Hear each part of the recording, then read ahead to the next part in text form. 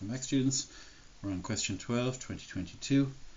The question is worth just 10 marks. It's the last question on the 2022 paper, and it relates to a theorem 19, which states that in any circle the angle sitting on an arc at the center, this angle here, is exactly half the angle sitting on the same arc at a point on the center.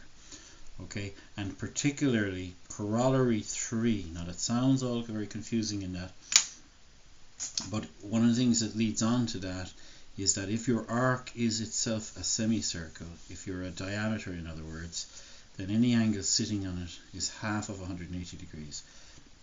So it's 90 degrees. Okay, so that's called corollary 3. So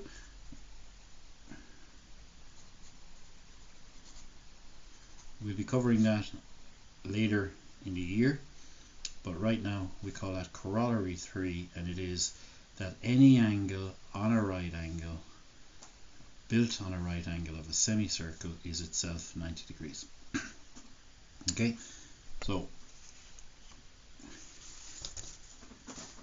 if we want to convince ourselves, we draw a working line, we make a point on it, we generate a circle,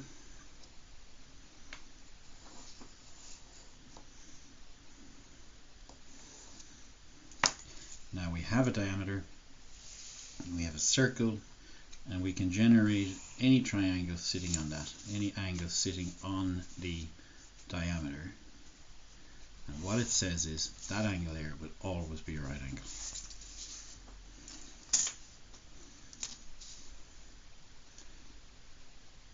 As indeed this one is.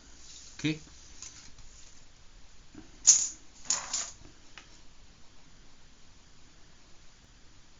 So, yes, we have a circle named K.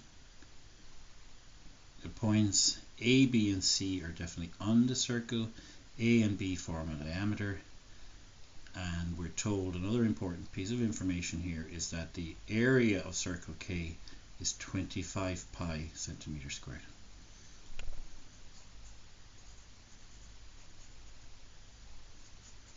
Okay. Now we also know that the angle C is equal to 90 degrees. Work out the size of the smallest angle. So we start off with the 25 pi, and we'll relate it to the formula for area, which is pi r squared equals 25 pi. We'll solve this for r by cancelling pi's. We'll take the square root, the positive square root of both sides, getting r equals 5, because we will not allow a distance to be negative, so we don't take the negative square root. And now we know r is 5, and from that we know the diameter equals 10, so we can include that on our triangle. Then with Pythagoras, we know that this side here should be the square root of 10 squared minus 8 squared. Okay, so we have a 6 here, and I will come back to the question, work out the size of the smallest angle. How are we supposed to know this, which is the smallest? Well, I think this will be intuitive enough for you to just accept until we do it in theory in geometry, that the smallest side is opposite, the smallest angle is opposite the smallest side. So we're being asked to find this angle here. Okay, so let's name it, it's at A, so let's name it A. And now we have 3 sides, so when it comes to should we use sine, cos, or tan, we really have a choice, but I'm going to favor tan, and I'm going to tell you why. So we're going to talk about the tan of A is equal to your opposite side A, or 6, divided by the adjacent side B, or in this case, let's be careful here, what's opposite, and this is the adjacent 8. Okay, what is 6/8? It's 0.75. So let's turn that into a decimal. And now let's try and figure out what on earth are we going to do to get angle A.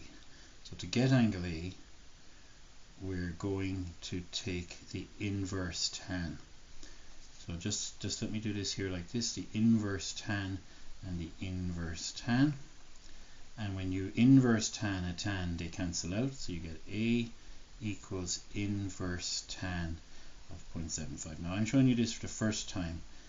When we're doing it the second time round, we'll just go like this. The tan of A equals 0.75, and we'll bring the tan function across and turn it into its inverse tan.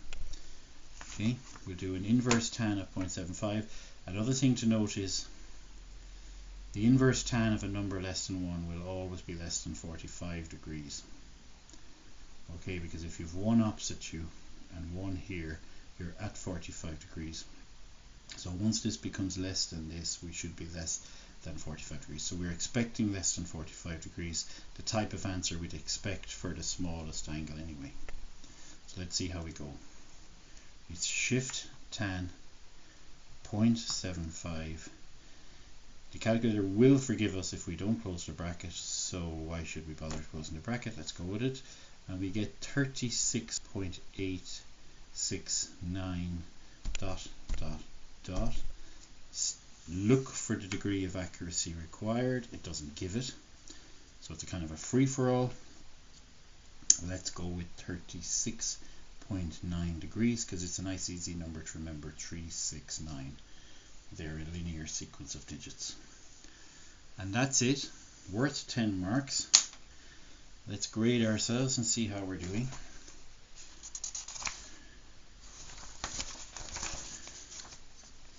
So we know we're out of 10.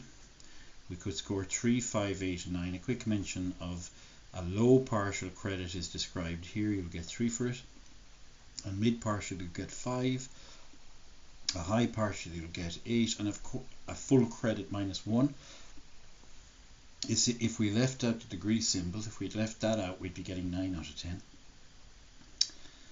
And they have rounded to 2 figures. I rounded to 1 figure, which just on reflection, I think I should put a degree here, just in terms of, in case that would end up with me losing a mark. So let's put a degree on the truncated angle as well, just so we know this won't happen us again. But I'm really at a loss to see why they would arbitrarily decide 2 decimal places, unless I've missed something. I don't think I have missed anything, and I don't see why it's 36.9, and it probably would have been.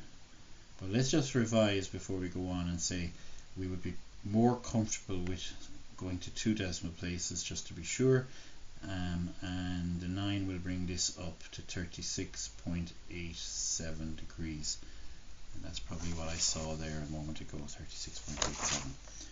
Okay, so when we might say, well look, as a rule, if they don't specify the number of decimal places, bring it to at least 2, because this is what this is telling us. Okay students, so we'll give ourselves 10 out of 10 despite a little bit of a hiccup there, and as always I'll see you in the next one.